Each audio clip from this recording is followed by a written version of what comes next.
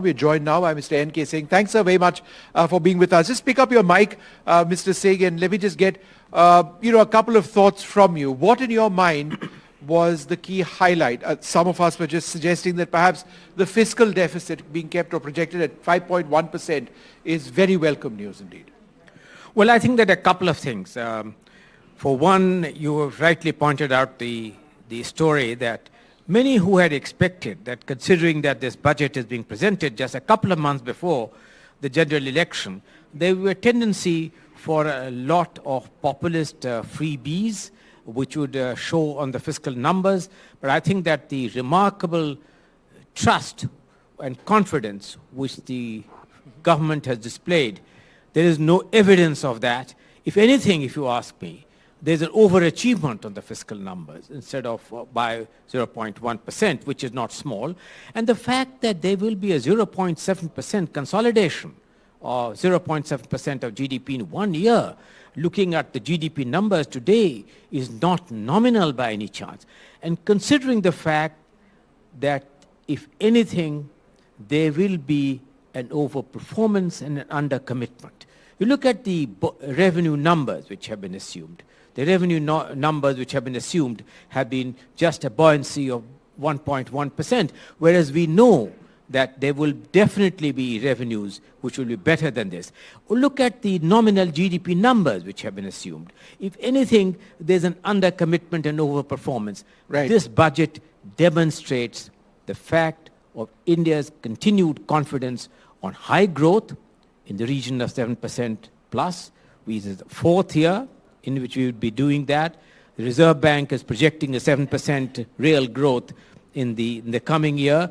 This will be the fourth year, and this augurs well for continued overall macroeconomic stability, political stability, and the fact of India looking at a Viksit Bharat through a growth rate of well over 7% or so in the medium term. One of the most interesting statistics which actually came out, and of course it is an abbreviated speech, was that average real incomes, the word real important, of people has increased by 50%. It's not easy to calculate that, and I would suspect that that could be somewhat controversial. Could you tell us your thoughts on that? On what basis? Well, I think that very frankly, I don't want to go into the methodology or the arithmetic of it. It can be problematic, as you said, Vishnu. But there is enough anecdotal evidence in terms of some of the areas which show that there would be more than a grain of truth in the numbers which the government has projected.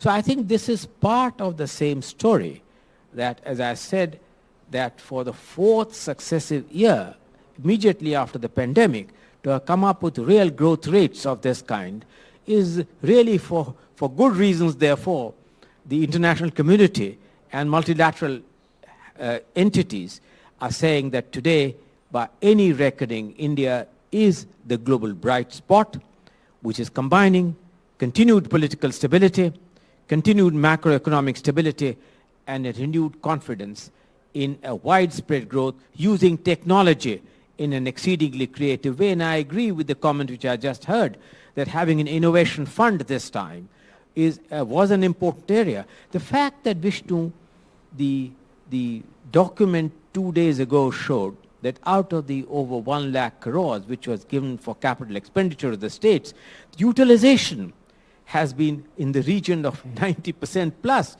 shows that the states are becoming important partners in this growth story. And this is real federalism, what the Prime Minister had earlier called Team India at real work, and the outcome is evident for us, all of us, to see. You bring up infrastructure investment. We see about 10-11% increase in the allocation to infrastructure this year. Very valid point you've made about states keeping pace with center when it comes to infrastructure spend. My question to you is twofold. A 10% increase, I thought, a 20% would have been sort of unexpected lines. But the second question is, well, it can always be hiked in July, right? So I think the 2 points, since you have made, I'll reply by 2 points. First, if anything, I had said earlier, if you recall, it is better, Manvi, to always under-promise and over-perform. And this budget is yet one more example of that. I thought that please recognize the fact that this 11% increase has come on the top of the menacing pace at which the infrastructure and capex has grown in the last 2 years. So you must take it in relation to the background and the fact that I agree with you with your second comment. The Prime Minister said that this is an interim budget designed to serve a particular purpose which the Constitution enjoins upon it. The full budget will only come in July. And also recognize the fact that the Finance Minister went out of her way to say that she has not in any way tampered with any of the Part B, which is on the tax rates and so on. She said it clearly twice. Completely left intact in Yes. any manner. And as I said, that the revenue buoyancy which has been projected has been a rather modest one. I would expect revenue buoyancy to be certainly better, looking at the fact that the GST in the last 1 year has done so exceedingly well. Direct taxes have picked up to show really that the overall tax to GDP of the states and the union combined would be over 18% this year. Of course, there is room for much more, but these are all signs that when we come to the full budget, there is going to be a real upward swing in the positive direction. I'd love to pull Punita Kumar Sinha into this.